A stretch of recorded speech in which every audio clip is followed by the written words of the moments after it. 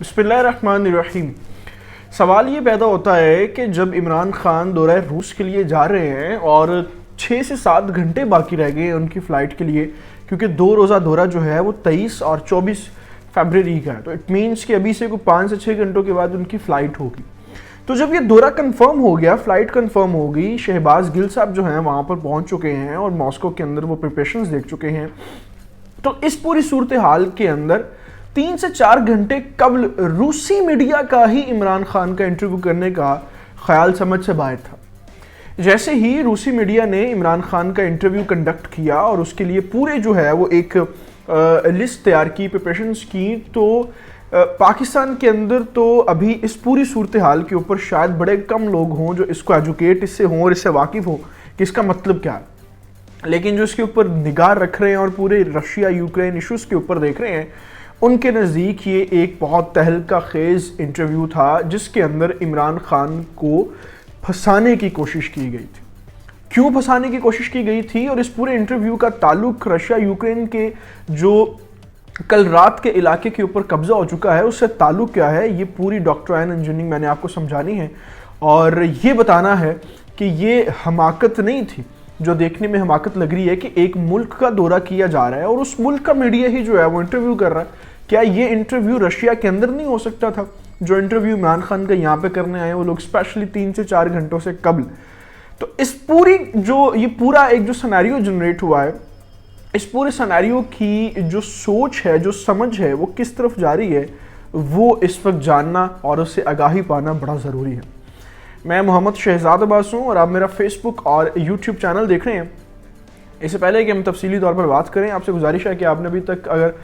Channel کو subscribe نہیں کیا تو اس کو پلیز سبسکرائب کر لیں، بیل آئیکن کو پریس کر لیں، کیونکہ یہی ایک واحد اور آسان طریقہ ہے ہمارے ساتھ کے یوں بنے رہنے کا، اور اسی چینل کے تھرو ہم آپ تک مستند ترین خبریں بر وقت پہنچاتے ہیں۔ سب سے پہلے تو آپ اس فینومینا کو سمجھ لیں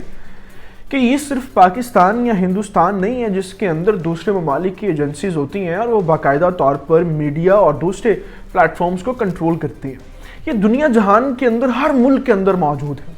اور پوری دنیا کے اندر ہی جاسوسی نیٹ ورکس جو ہیں وہ ایک ممالک کے دوسرے ممالک میں، دوسرے ممالک کے تیسرے ممالک میں موجود ہوتے ہیں۔ اب چونکہ رشیا کے اندر بھی اتنی بڑی یہ روایتی حریف ہے، رشیا سفید ریچھ کہا جاتا ہے، اس کی طاقت کو نیگلیکٹ نہیں کر سکتا ویسٹ اور امریکہ، تو ان ممالک کے اندر بھی دشمن کے اپنے میڈیا کے ہتھ کنڈے موجود ہوتے ہیں، ایسے لوگ موجود ہوتے ہیں۔ اگر پورا نیٹ ورک ہائر نہ کیا ہو تو کچھ ایسے جرنلسٹ موجود ہوتے ہیں، کچھ ایسے پروڈیوسرز، رائٹرز ہوتے ہیں، شو کو کنڈکٹ کرنے والے لوگ ہوتے ہیں، کچھ نیلیئر ایڈیٹرز لوگ ہوتے ہیں جو کہ دشمن کے مشن اور ہتھ کنڈے کے اوپر کام کر رہے ہوتے ہیں۔ اب یہ انٹرویو بھی ڈیفنس اینالسٹ کی نظر میں اسی ایک طرز کا انٹرویو تھا، کیونکہ اس میں بڑی میجر بات یہ ہے کہ آپ ایک دوست کے ہاں مہمان کے طور پر جا رہے ہیں، لیکن اسی دوست کے کچھ لوگ جو ہیں وہ آپ کے گھر آ کے آپ سے بات چیت کر رہے ہیں، تو یہ حماقت لگتی ہے۔ اس کے اندر چیزیں کیا تھی اس کو تھوڑا سا آپ سمجھیں، میں اس کو الیبوریٹ کرتا ہوں۔ سب سے پہلی بات تو یہ ہے کہ LNR اور DNR کے جو ایریاز تھے یوکرائن کے، جو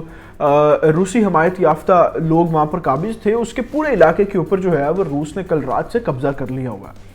اور اپنے کنٹرول میں اس کو لے لیا ہوا ہے، اور اس پورے علاقے کے اوپر جو ہے وہ اب روسی جو ہے وہ فی الحال تک قبضہ ہے، اور کوئی بڑی جھڑپ تو نہیں شروع ہو سکی، لیکن مقامی وہاں پر لوگوں کی جو ہے رپورٹنگ کے مطابق چھوٹی موٹی جھڑپیں وہاں پر فوجیوں کے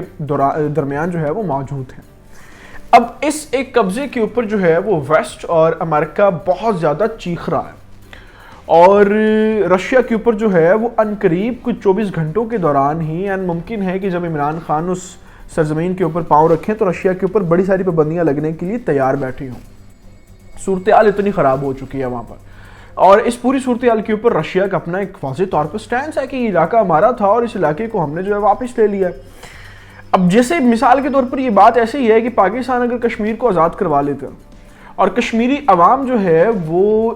آزادی اظہار رائے کے ساتھ پاکستان کے ساتھ شمولیت اختیار کرنی چاہے، اور انڈیا اس کے اوپر اگر بیان یہ دے کہ یہ پاکستان نے قبضہ کر لیا، تو وہ قبضے کی صورت میں تو نہیں آئے گا، پاکستان تو اس کو پورا جو ہے وہ رپورٹ کرے گا کہ بھائی جان ہم نے یہ آزاد کروایا اور یہاں کے لوگ جو ہے وہ آزادانہ ریاست کے طور پر ہمارے ساتھ منسلک ہونا چاہتے ہیں۔ جس طریقے سے پاکستان جب بنا تو صوبہ سرحد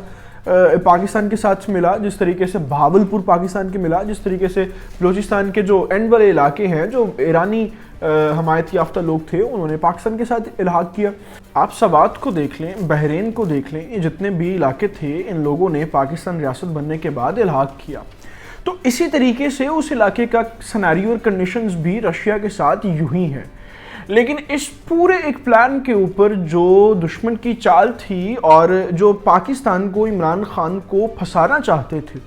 جس محنت کے اوپر پانی پھیرا عمران خان نے، وہ کہانی اور سٹوری کیا تھی؟ دشمن اس وقت یہ چاہتا تھا، اور دشمن مشترکہ طور پہ جو پاکستان کا نقصان چاہتا ہے، اس میں بھارت بھی سر فہرست شامل ہے، اس میں امریکہ، ویسٹ، FATF، مغربی دنیا ساری جو اس وقت پاکستان کو دبانا چاہتی ہے اور نہیں چاہتی کہ رشیا بھی جو ہے وہ واضح طور پر اپنا بلوک اور اپنی طاقت کو جو ہے وہ بڑھائے۔ مقصد یہ تھا کہ عمران خان سے ایسی باتیں کی جائیں، ایسے سوال کیے جائیں کہ جس کے اوپر جو سوال ہیں وہ رشیا کی مخالفت میں جاتے ہوں، یعنی ان کے جواب عمران خان کے منہ سے نکلیں تو وہ رشیا کی مخالفت میں جاتے ہوں۔ مثال کے طور پر پوچھا گیا کہ آپ نہیں سمجھتے کہ یہ قبضہ ہے، پوچھا گیا کہ آپ نہیں سمجھتے کہ یوکرائن کے اوپر اس طریقے سے کانفلکٹس جنریٹ کرنا رشیا کی جو ہے وہ غیر قانونی حیثیت کے طور پر سامنے آیا ہے۔ پھر جو رشیا اپنی طاقت کو بڑھا رہا ہے مغرب کے خلاف، تو یہ سارے سوال تھے جس کے اوپر ایک انٹلیکچول تھاٹ دیتے ہوئے بھی عمران خان جو ہے وہ جواب دیتے تو وہ رشیا کے خلاف جاتے۔ اب رشیا کے دورے سے عین قبل اس طرح کے سوالات کرنا اور وہ بھی روسی میڈیا کی طرف سے کرنا، یہ ایک واضح طور پر بہت بڑا پلان تھا جس کو چوپڑ کیا گیا اور محنت پر پانی پھیرا گیا۔ پھر عمران خان نے صرف یہی نہیں بلکہ رشیا کے اوپر جب بات کرتے ہوئے انہوں نے بڑے طریقے سے اس کو مینج کرتے ہوئے جواب دیے کہ رشیا کا یہ اندرونی معاملہ ہے اور ہم اس کی اس جنگ کا حصہ نہیں بننا چاہتے، اس کو جو ٹھیک لگتا ہے وہ کر سکتا ہے، اور اسی طریقے سے یوکرائن بھی اپنے فیصلوں کے اندر آزادانہ طور پر جو بھی چاہتا ہے وہ کر سکتا ہے۔ پھر اس کی ایگزامپل کوٹ کرتے ہوئے انہوں نے بھارت کی جو اس وقت حکومت ہے اس کو بھی بہترین طریقے سے جو ہے وہ جوابات دیے، اور مودی سرکار اس وقت جو اقلیتوں کے خلاف، مسلمانوں کے خلاف اور وہاں پر موجود سکھوں کے خلاف جو بھی ساری معاملات وہاں پر کر رہے ہیں اس کی ایگزامپلس بھی بڑے طریقے سے کوٹ کی کہ ان ساری چیزوں کے اوپر بھی آپ کو اور مغربی میڈیا کو آواز اٹھانی چاہیے۔ چونکہ اب جیسے ہی یہ دورے کا اعلان ہوا ہے تو ریاست پاکستان کے دشمنوں کے اس وقت جو ہیں وہ چہرے دیکھنے والے ہیں، ان کی آنکھیں دیکھنے والی ہیں، اور جس طریقے سے پورے جسم کے اندر ان کے درد شروع ہو چکی ہے کہ رشیا 18-20 سال بعد پاکستان کو اپنے پاس کیوں بلا رہا ہے، اور ابھی چین سے جو ہے وہ بہترین انویسٹمنٹس اور بہترین سرمایہ کاری پاکستان لے کے گھر پہنچا ہے، ابھی پرائم منسٹر جو ہیں وہ رشیا جا رہے ہیں، تو وہاں سے بھی جو ہے وہ ان کو بہترین انویسٹمنٹس اور اپرچونٹیز اور بڑی ایسی چیزیں ہیں جن کی توقع انشاءاللہ ہوگی، اور دونوں بزنس کمیونٹیز کے اندر یعنی چائنا اور رشیا بزنس کمیونٹی کے اندر ہب ہیں۔ تو یہ بات جو ہے وہ بھارت کو یا پاکستان کے دوسرے دشمنوں کو کیسے ممکن ہے کہ ان کو پچ سکتی ہو۔ تو اس پوری ایک پلاننگ کے اوپر جس طریقے سے آج عمران خان صاحب نے اس پورے انٹرویو کے دوران جو پلان چوپڑ کیے ہیں اور جو محنت پر پانی پھیرا ہے، یہ واضح طور پر اس وقت بتاتا ہے کہ پرائم منسٹر آف پاکستان کی پاکستان ایجنسیز اور اسٹیبلشمنٹ کی جو پریپریشنز ہیں وہ کتنی سٹرونگ ہے کہ ہم لوگ اٹھنے والے کسی بھی قدم، کسی بھی بات، کسی بھی سوال کو جانتے ہیں کہ اس کے پس منظر میں دشمن کی چال کیا ہے۔ ابھی عمران خان صاحب جو ہے وہ آج انشاءاللہ 3 سے 4 گھنٹوں میں رشیا روانہ ہوں گے، اور پھر روسی جو اہم تفصیلات ہوں گی وہ ہم آپ کے سامنے رکھیں گے۔ ابھی تک کے لیے انہی تفصیلات کے ساتھ میں آپ سے اجازت چاہوں گا۔ آپ سے گزارش ہے کہ آپ نے ابھی تک اگر چینل کو سبسکرائب نہیں کیا تو اس کو پلیز سبسکرائب کر لیں۔ آپ مجھے میرے ٹویٹر اور فیس بک اکاؤنٹ کے اوپر بھی فالو کر سکتے ہیں جن کے لنکس اباؤٹ سیکشن کے اندر موجود ہیں۔ اللہ تعالیٰ سے دعا ہے اللہ تعالیٰ پاکستان اور پاکستان کے حامی و ناصر کو، نوجوانوں کا حامی ناصر، اپنا بہت سارا خیال رکھیے گا۔ اللہ حافظ۔